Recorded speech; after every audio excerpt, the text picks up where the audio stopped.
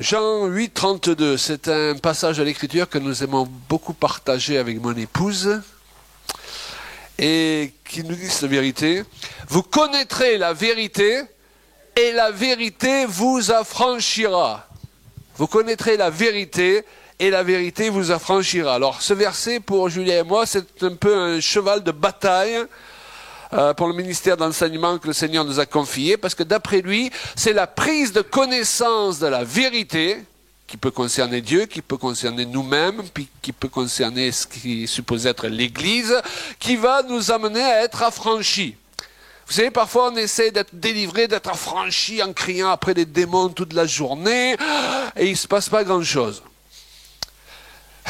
C'est un peu comparable à un singe, tu sais, il est dans ton jardin et puis il saute d'arbre en arbre, de branche en branche, et tu lui cours après avec un bâton, tu tapes dans un arbre, tu tapes dans un autre arbre.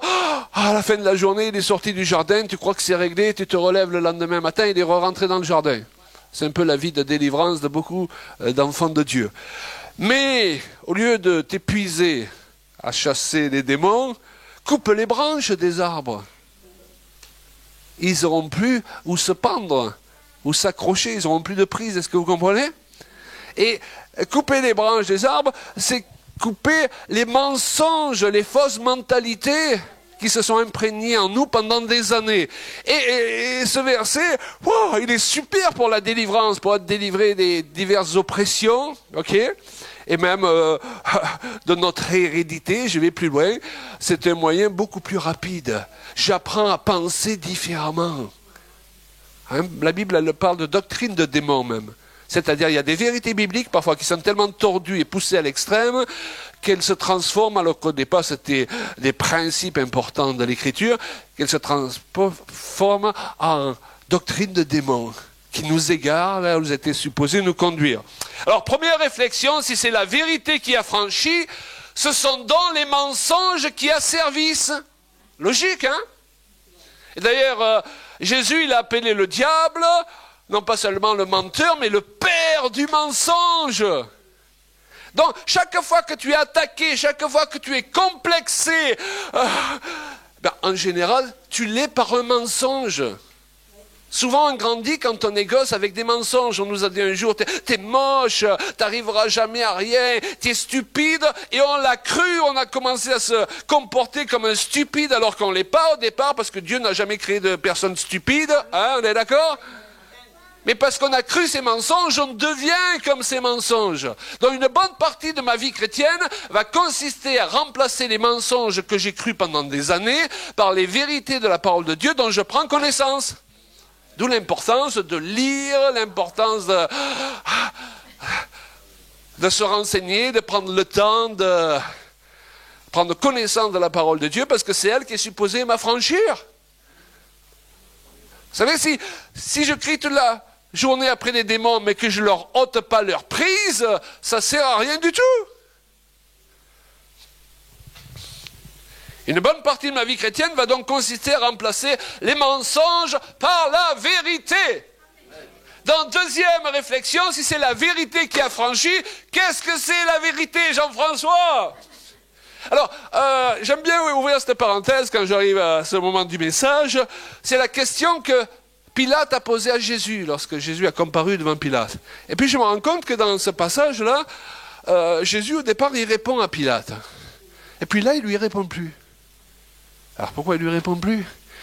Et moi dans mon petit raisonnement, je me suis dit que, enfin je pense que c'est ça, c'est que vous savez lorsque les gens vous interrogent avec condescendance, Isabelle, explique-moi pourquoi, hein? Pourquoi tu vas d'Afrique là, à ton âge? Hein? Vous savez, il y a des gens comme ça, ils vous demandent toujours de vous justifier. Vous avez remarqué dans les milieux chrétiens? Et bien parfois on est faible, on est là, on croit qu'on est obligé de répondre. Ben, on n'est pas obligé de répondre. Il y a certaines personnes, on peut leur dire, bon, tu vas faire un tour, tu reviens avec plus d'humilité, et après je te répondrai.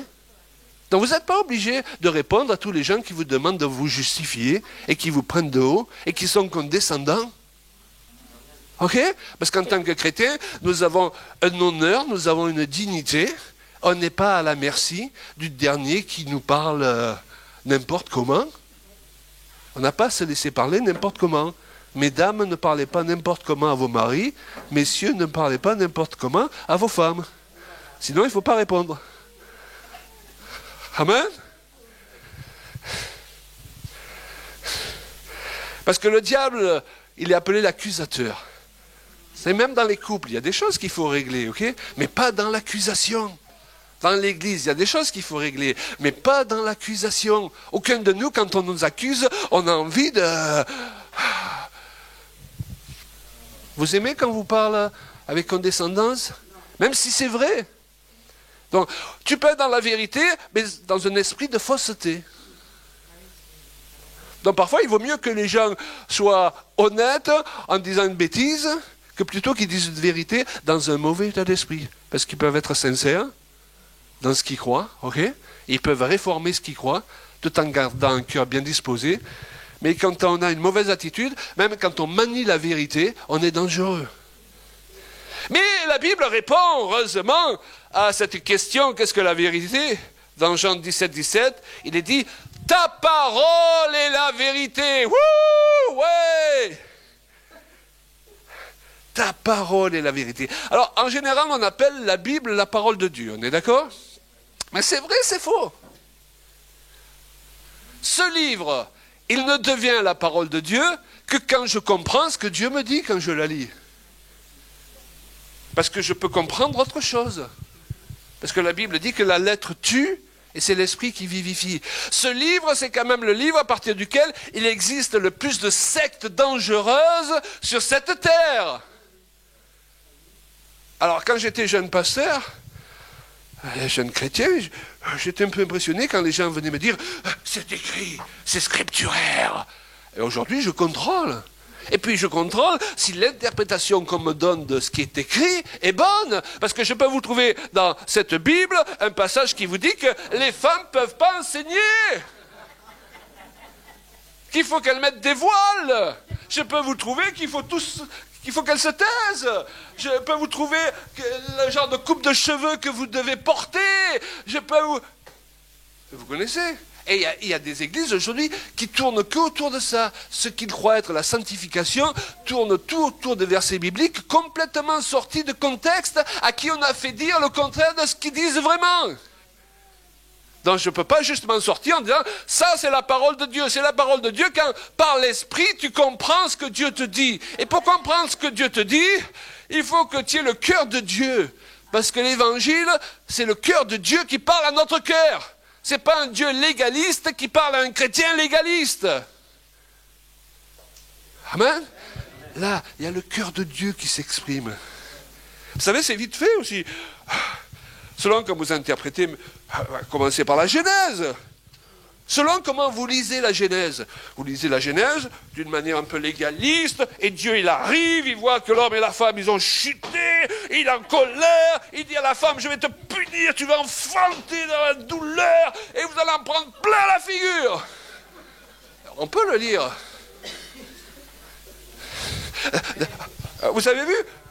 D'ailleurs, avec le téléphone, parfois, quand on envoie des messages, si on n'utilise pas les émoticônes, les gens, parfois, ils ne comprennent pas ce qu'on leur dit. Hein? On peut mettre une phrase, nous on la met dans la joie, mais la personne, elle la lit, elle a l'impression qu'on lui crie dessus. Mais on peut lire aussi l'Écriture d'une autre manière. Dieu, il vient. Dieu, il a le cœur brisé. Parce que son merveilleux projet de placer l'homme et la femme qu'il aime tant dans le jardin, il a périclité. Dieu, il a été trahi. Dieu, il a été rejeté. Mais il ne veut pas empirer la situation.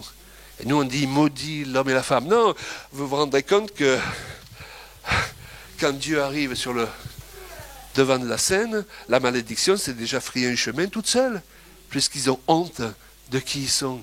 Elle est rentrée, la malédiction. Elle n'avait pas besoin de Dieu pour ça. Est-ce que vous comprenez? Et Dieu, même là, il essaye de rattraper le coup. Et pas il essaye, il le rattrape d'ailleurs. Il bénit la femme, il bénit l'homme et la femme. Ok, il te blessera au talon, mais tu lui écraseras la tête. Wow. Oui? Selon ta structure mentale, selon les chrétiens, On peut lire la même chose et ne pas comprendre la même chose. Si on n'a pas le cœur de Dieu, si on n'a pas compris qui est Dieu. C'est pourquoi un des buts principal de l'Écriture, c'est de nous révéler Dieu, mais de nous révéler son cœur. Et pourquoi Jésus est venu aussi sur le devant de la scène, mourir pour nos péchés, mais une de ses missions, il a dit, c'était de révéler le Père. Vous savez, ce n'était pas souvent sous l'Ancienne Alliance qu'on appelait Dieu notre Père, c'était occasionnel. Mais sous la Nouvelle Alliance, il nous dit, lorsque vous priez, priez Père. Et qu'est-ce que ça sous-entendait? Dieu est un père, il est un bon papa. Je parlais avec quelqu'un, beaucoup d'entre vous, parfois vous avez eu des mauvais pères, vous n'avez pas eu de père. Et vous avez une mauvaise image quand on vous dit que Dieu est votre père, vous dites, oh, ça ne m'intéresse pas trop, hein, parce que vous faites l'amalgame avec votre père terrestre. Vous avez les coups peut-être que vous avez pris, ou le père que vous n'avez pas eu et dont vous n'avez pas eu de modèle. Et il est prouvé, les psys peuvent vous le dire, c'est le père qui doit mettre le cachet sur l'enfant, alléluia, et sur son identité. Vous allez me dire, non, si je ne l'ai pas eu, je suis foutu. Non, Dieu, il est là pour remplacer. L'amour de père de Dieu est là pour remplacer ce que tu n'as pas eu. Alléluia, il y a assez d'amour de père en Dieu pour guérir toutes nos blessures, qu'elles soient d'enfance ou autres. Parce que Dieu est un bon père. Et Jésus l'a dit, méchant, et je paragraphe, comme vous savez être, vous savez quand même donner de bonnes choses à vos enfants, à combien plus forte raison votre Père Céleste qui est dans les cieux donnera-t-il de bonnes choses à Isabelle, à Christine, alléluia. Wouh! Alors c'est important parce que moi je me rends compte que même dans les milieux chrétiens, les gens ils attribuent à Dieu des tas de choses que le diable y fait. Et Dieu, c'est pas lui qui est derrière un enfant qui se fait écraser, c'est pas lui qui est derrière quelqu'un qui meurt du cancer, un petit feu. Mais la Bible dit le monde entier est sous la puissance de Satan encore. Et Dieu nous a placés sur cette terre pour faire avancer son royaume. Nous sommes les envahisseurs. Alléluia. Donc ta parole est la vérité, mais pas n'importe quelle parole. La parole de Dieu comprise avec le cœur de Dieu. Amen. Et troisième réflexion, si c'est la vérité qui a franchi, la question dont se pose, dans les domaines où je suis encore asservi, quels sont les mensonges que je crois encore? Waouh! Parce qu'il y a un principe dans l'Écriture, c'est qu'il m'est fait selon ma foi. Si je crois que je n'ai pas d'autorité dans le concret de la vie, je n'en ai pas. Malgré que j'en ai. Hein, c'est comme un policier, il a une arme, mais il ne sait pas l'utiliser. Il manque d'assurance. Donc il est important d'apprendre à croire les bonnes choses. La foi vient de ce qu'on entend vient de la parole de Dieu. Donc vous êtes responsable des gens que vous laissez vous enseigner. Vous êtes responsable quand vous lisez un livre de ce que vous prenez, de ce que vous laissez. Ne prenez pas tout parce qu'on vous a dit c'est le prophète un tel, c'est l'apôtre un tel, c'est quelqu'un qui a écrit un livre. Eh bien, il y en a beaucoup des âneries dans beaucoup de livres. Vous voulez savoir? Et beaucoup de ministères ont égaré beaucoup de monde. Parce que eux-mêmes voulaient amener les gens où ils ne s'étaient pas rendus eux-mêmes. On ne peut pas mener les gens plus loin que où on est arrivé. Rappelez-vous de ça. C'est pour ça qu'il faut qu'on apprenne à être des modèles. Pour ceux qui ont besoin d'aide. Alléluia. Alors, il y a un principe qu'il faut à tout prix comprendre pour s'affermir dans notre marche, être guéri, délivré, c'est que les pensées sont la porte de l'âme. Et la Bible nous enseigne que tel un homme pense, tel il est. Alors ça nous est présenté dans la version Darby, par cette traduction, comme il a pensé, tel il est. Second rempart, car il est comme les pensées de son âme. Cela signifie qu'une personne devient selon ce qu'elle pense, et plus précisément, elle finit par modeler sa vie par rapport aux pensées qu'elle entretient régulièrement. C'est pas parce que tu as eu une mauvaise pensée ou autre chose que ça y est. Non, mais quand tu entretiens ça, tu deviens ça. Tu peux avoir des pensées de soucis, des pensées de cœur occasionnelles, c'est bon, tu luttes contre ces choses-là, mais quand le souci, tu l'entretiens, il devient une partie de toi, alors là, ça ouvre la porte à l'adversité, parce qu'il y a un principe qui est décrit dans Job, ce que je crains, c'est ce qui m'arrive. Wow. Et c'est là qu'on attribue beaucoup de choses à Dieu dans lesquelles il y est pour rien.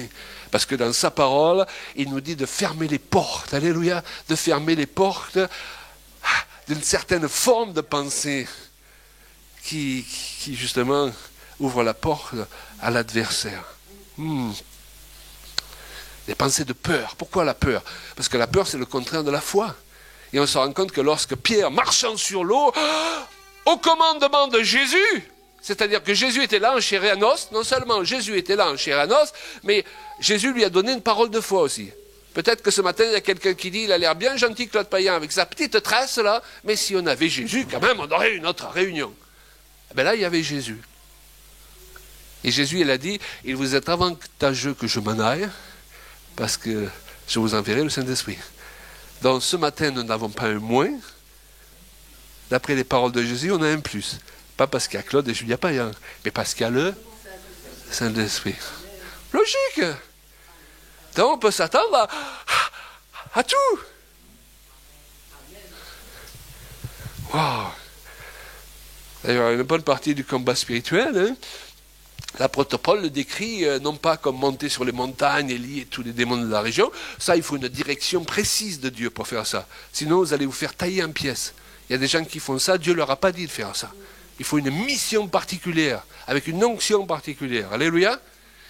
Mais ça ne consiste pas à ça. Ça consiste à abattre les forteresses de raisonnement. Alléluia. Et Bruno, il a présenté la réunion hier en partageant ce verset, justement, hein, où on rend les pensées captives, où ce sont des pensées captives qu'on libère, ça revient au même, parce que les deux sont une réalité. Amen. C'est là que ça se passe. Le combat, il se passe là. Quand je suis vaincu là, je suis vaincu partout ailleurs. Et nous essayons souvent d'être victorieux, mais en gardant une mentalité de vaincu. Vous comprenez? Ça ne peut pas le faire. Nous essayons d'être guéris en gardant une mentalité de malade. Nous essayons d'être prospères en gardant une mentalité de pauvre. Hein? On essaie d'être de bons conjoints en gardant une mentalité d'égoïste. Ça ne marche pas. J'ai essayé pour vous, ça ne marche pas. Hein? On essaie de pardonner les autres en gardant une mentalité de victime. Ah, c'est toujours la faute des autres. Ah non, à un moment donné, le chrétien, c'est quelqu'un qui s'assume. Et quand on s'assume, quelle qu'ait été notre erreur, Dieu nous pardonne. Wouh! Amen? Non, on n'a pas besoin de se cacher, d'essayer d'être quelqu'un d'autre. C'est pas moi, c'est lui, c'est ma femme. Et assume. Amen? Et si tu assumes, Dieu dit, je te pardonne. Waouh! Mais Dieu, il n'aime pas les excuses. Alléluia! Alors, on essaie de bénir en gardant des pensées de rancœur, voire de haine. Seigneur, bénis-le, mais si tu peux lui mettre une bonne fessée au passage, hein, avec tout ce qu'il m'a fait quand même. Donc tout ça, ça s'appelle la dualité, ok? Ce sont des pensées qui je ne sais pas si on dit se télécoptent, bon, ça ira pour ce matin. Donc tel un homme pense, tel il est, alléluia. Et il y a un autre principe aussi, c'est que tel un homme pense, tel il parle. La Bible dit que on parle de l'abondance qui est dans notre cœur. Alléluia. Ça ne suffit pas de penser que j'aime ma femme. Si je lui dis jamais, c'est normal qu'elle en doute. Et s'il me reproche, chérie, tu me dis jamais que tu m'aimes. Mais tu le sais que je t'aime. Oui, mais les paroles, elles ont un pouvoir. Je te l'ai dit il y a 46 ans quand on s'est mariés quand même. Donc, on a affaire à un diable qui parle tous les jours. Vous avez vu, il parle à la télé, il parle à la radio, il parle même dans l'église des fois. Alors, ok? On ne peut pas lui opposer des chrétiens qui parlent une fois de temps en temps. Hein? Qui est marié ici? Ah, ben c'est tous les jours qu'il faut dire à notre femme qu'on l'aime, à notre mari qu'il est précieux. Pourquoi on a tous besoin d'être encouragés? Je ne sais pas pour vous, mais c'est pas parce que je tiens un micro, que je suis dans le ministère, que j'ai pas besoin d'avoir quelqu'un qui me rappelle que je suis un vaillant guerrier quand même. Parce qu'à des matins, je me lève, j'ai pas l'impression que je suis un vaillant guerrier. Dans mon pyjama rayé, là, devant la glace. Et le diable, il dit, c'est ça, le vaillant guerrier. Alors, si j'ai pas une femme qui me dit, chérie, rappelle-toi de qui tu es. Parce que quand on ne se rappelle pas de qui on est, on se comporte vite comme qui on n'est pas. On a besoin, dans l'église aussi, faites-vous des amis ou gardez des amis qui vous rappellent régulièrement qui vous êtes devenu en Jésus-Christ, plutôt que ceux qui vous rappellent toujours qui vous étiez. Il y a des gens toujours pour dire la mauvaise chose au mauvais moment, quoi, pour te démonter le moral. Vous avez vu qu'il y a des chrétiens, il ne faut pas les rencontrer le jour où tu ne vas pas bien, hein, parce qu'ils ont même un verset biblique pour t'achever, quoi. Hein? Et dans le ministère aussi, on a besoin d'un conjoint, partout, mais aussi dans le ministère. Je connaissais un pasteur, avant qu'il monte sur l'estrade, sa femme l'avait mis minable, et elle attendait qu'il redescende pour le finir, quoi. Alors le gars, il a du mal à prêcher la victoire en Jésus-Christ, aimez-vous les uns les autres. Il y a des tas de gens sur l'estrade, ils prêchent quelque chose qui ne vivent pas à la maison, les amis. Dieu nous appelle d'être les mêmes. Mais avec Julia, on aime ou on n'aime pas, ça passe ou ça casse, mais on est les mêmes ici qu'à la maison. Ok? Et ça, c'est important. Alors, tel un homme pense, tel il parle. D'ailleurs, l'expression confesser, dans notre culture française, on imagine toujours que ça a un rapport avec confesser ses péchés. Non, l'expression confesser, en grec, ça signifie parler dans le sens de, parler en harmonie. Quand on confesse la parole de Dieu, on parle dans le sens de la parole de Dieu. Je cesse de parler mes peurs. Je cesse de parler tout ce que je sens pas. J'aime bien ce que disait un jour Smith Wigglesworth, en anglais, il vaut mieux qu'une anglaise le dise. Wigglesworth. On lui demandait, alors, comment vous vous sentez? Il dit, je demande jamais à Smith. Non, ça va. Comment il se sent. Il vaut mieux que vous ne passiez pas votre temps à vous demander comment vous vous sentez. Alléluia. Merci. Parce que nous sommes ce que la parole de Dieu dit que nous sommes. Je ne suis pas ce qu'on m'a toujours dit, ou même que parfois je sens que je suis ou ne suis pas. Je suis ce que la parole de Dieu me dit que je suis. Wow. Qui est authentiquement né de nouveau ici? Vous avez donné votre vie à Christ un jour. Ok. Si ce n'est pas fait, vous pouvez le faire ce soir dans la voiture. Pas besoin de prière. On ne peut pas impressionner Dieu. Ok? Simplement le cri du cœur. Ok? Lorsque vous naissez de nouveau, vous devenez une nouvelle créature. Vous faites partie d'une nouvelle race. Ça n'a rien à voir avec la couleur. Ok? Vous faites partie de la race de Christ. C'est marqué dans la Bible. Et pour cela, il faut comprendre, et je ne veux pas être long, que Christ, il est Dieu, mais il est une part que Dieu a détachée de lui, il l'a envoyé sur cette terre. Christ est mort pour nos péchés, vous êtes tous au courant, j'espère, alléluia. Quand il est mort, il est allé dans le séjour des morts, reprendre les clés du séjour des morts, il est remonté en vainqueur. Quand il est remonté, ok, il est devenu le premier-né d'une nouvelle création.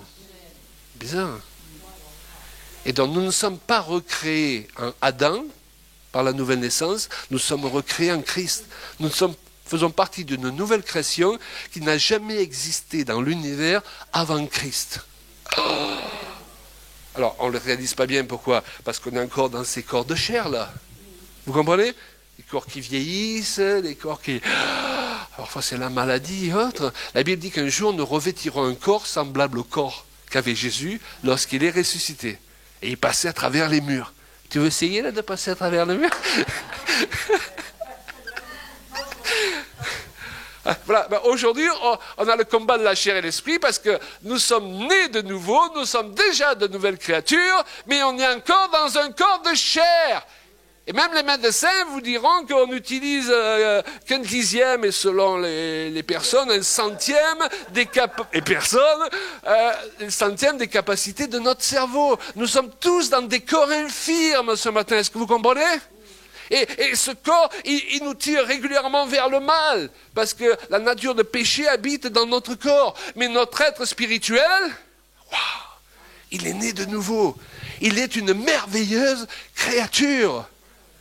C'est pour ça que je vous disais, quand vous êtes attaqué par un complexe, vous êtes attaqué par un mensonge. Parce que Dieu n'a jamais recréé en Jésus-Christ des personnes qui n'ont pas de valeur. Amen. Parfois le diable voudrait nous dire, regarde, tu es un pauvre type. Ça peut nous arriver de nous comporter encore comme un pauvre type, ok? Mais ce n'est pas notre nature. Notre nature, elle est céleste. Et un jour, on n'aura plus besoin de marcher par la foi. Parce qu'on sentira ce qu'on est. C'est un autre serviteur de Dieu qui disait qu'il est important d'arrêter de croire ce qu'on voit et de commencer à voir ce qu'on croit. C'est Catherine Kuhlman qui disait ça. La vie chrétienne, c'est transformer sa manière de penser. Okay? Le diable, il veut nous ramener continuellement à la chair, au langage de la chair, au raisonnement de la chair. Et Dieu, lui, veut nous apprendre à penser différemment selon l'esprit, selon qui nous sommes vraiment. Donc je ne suis pas ce que je sens ou que certaines personnes peuvent me dire que je suis ce que la Bible me dit que je suis. Je suis une nouvelle créature, une merveilleuse créature même, alléluia. Pourquoi je me permets de dire ça? Parce que David, évoluant sous une alliance bien inférieure à la première alliance, il n'était pas né de nouveau, tant que Christ n'était pas venu, on ne pouvait pas naître de nouveau, il se permet quand même de dire de lui-même, je te remercie de ce que je suis une créature merveilleuse. Alors ceux qui sont authentiquement nés de nouveau, à plus forte raison, peuvent dire, c'est pas de l'orgueil, mais je suis une créature merveilleuse. Et j'arrête de faire partie des chrétiens qui s'accusent toujours, qui se pensent toujours jamais à la hauteur, qui s'autodétruisent souvent. Parfois, nous sommes notre premier ennemi. Ma mère l'avait bien dit, personne ne voudra se marier avec moi, je ne suis pas digne, je suis moche. Ouh, Dieu, il ne te voit pas comme ça. Parle comme Dieu voit. Amen.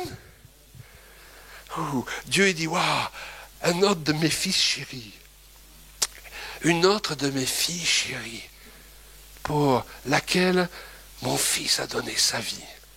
Wow, Dieu, il n'est pas là de chercher des poux. Hein? Excusez-moi l'expression, on imagine parfois que Dieu ne nous lâche pas.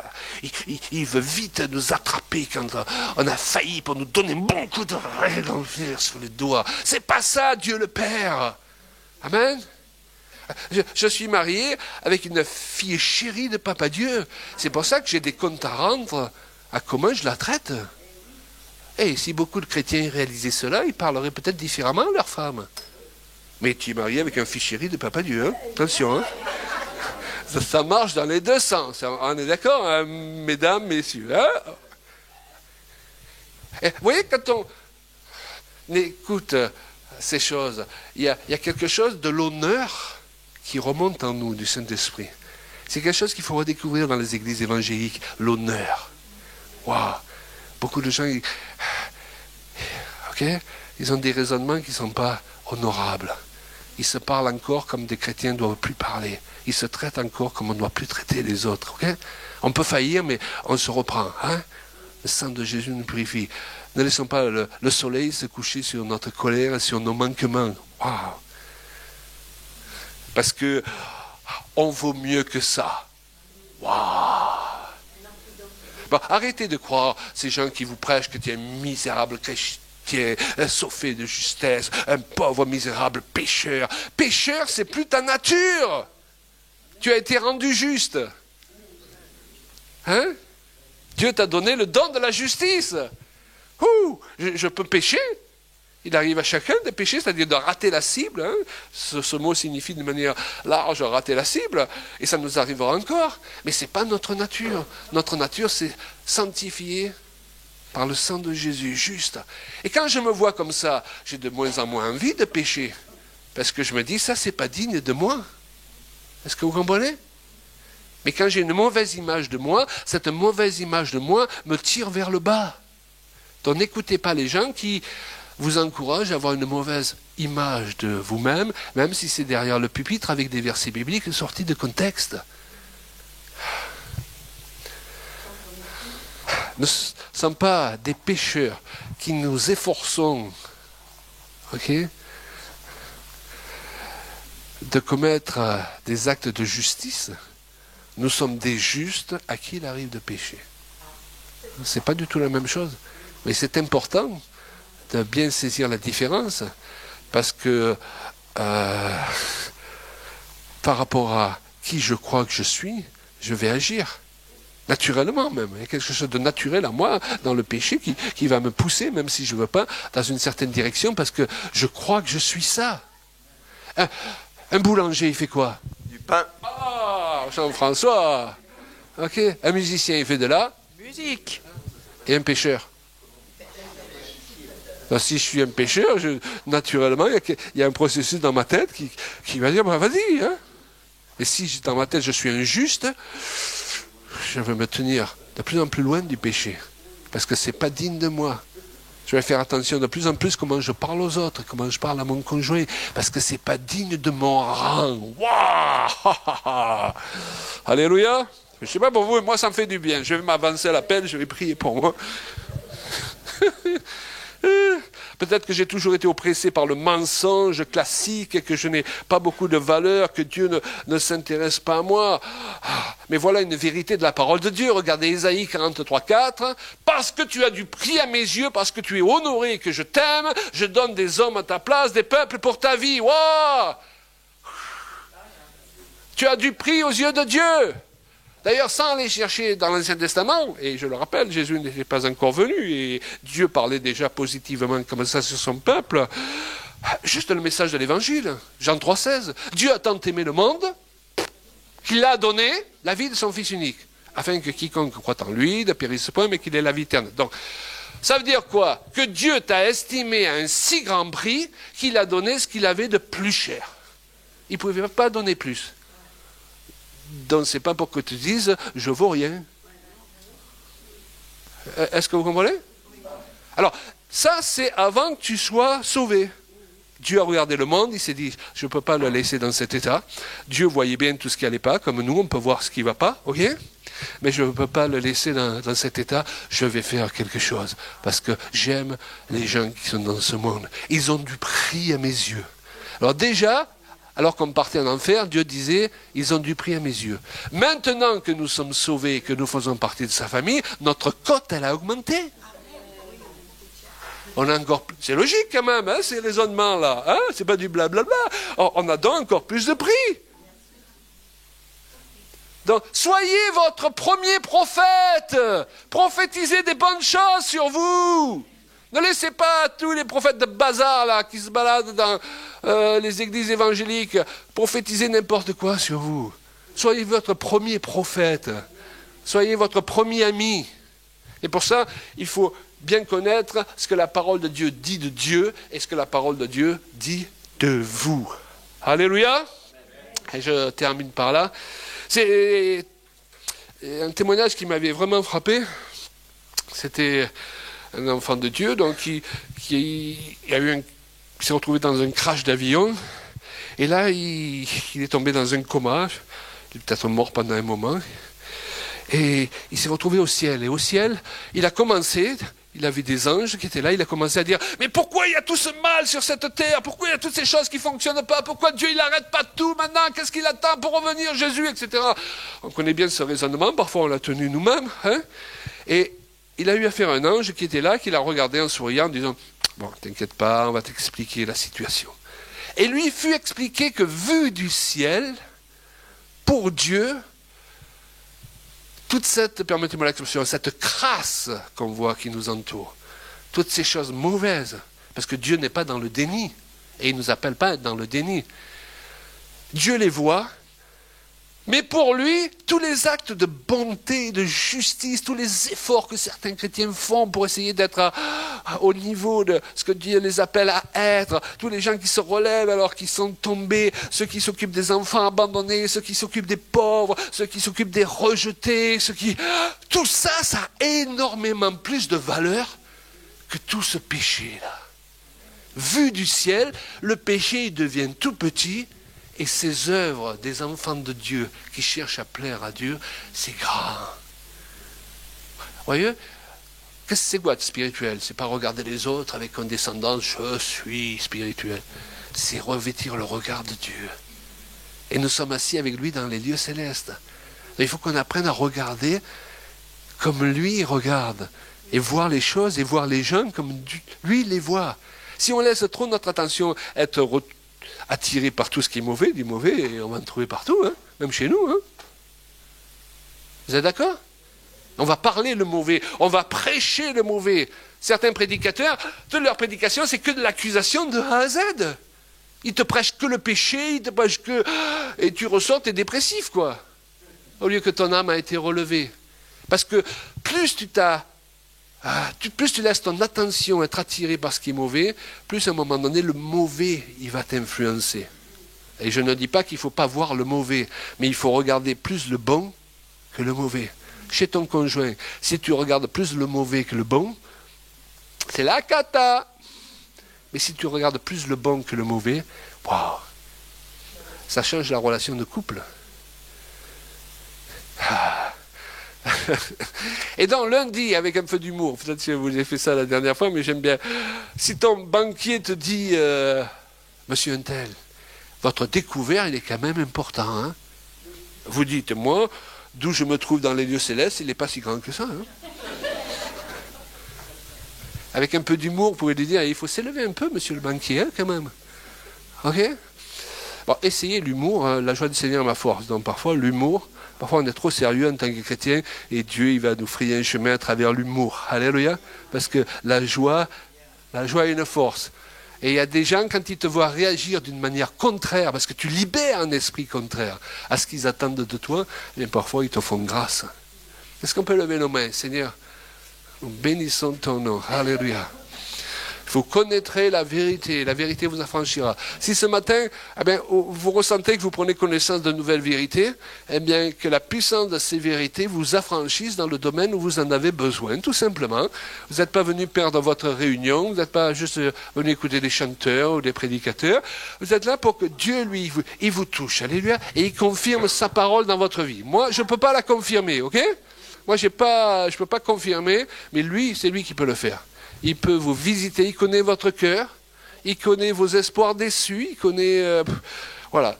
Donc on n'est pas là pour contrôler les gens, on n'est pas là pour les manipuler, on est là pour leur dire, faites votre propre expérience avec Dieu. C'est pas pareil. Amen.